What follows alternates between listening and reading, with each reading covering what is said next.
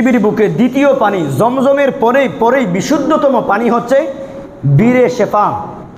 নবীজি সাল্লাল্লাহু আলাইহি ওয়াসাল্লাম বদর যুদ্ধ থেকে আসার পথে মাঝপথে সাহাবায়ে কেরাম সবাই ক্লান্ত, আর কিছু সাহাবী অসুস্থ, ভীষণ অসুস্থ।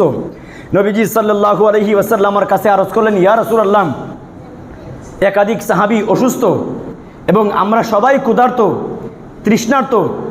নবীজি সাল্লাল্লাহু আলাইহি ওয়াসাল্লাম একটা পাথরের মধ্যে বসে তাৎক্ষণিকভাবে একটা কূপ নির্মাণ করে দিয়েছেন।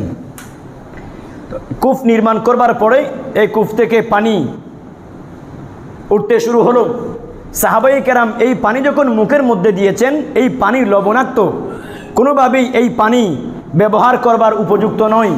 সাহাবায়ে কেরাম দৌড়ে আসলেন, ইয়া রাসূলুল্লাহ, এই পানি খুব বেশি লবণাক্ত, আমরা কোনোভাবেই সেটা ব্যবহার করতে পারি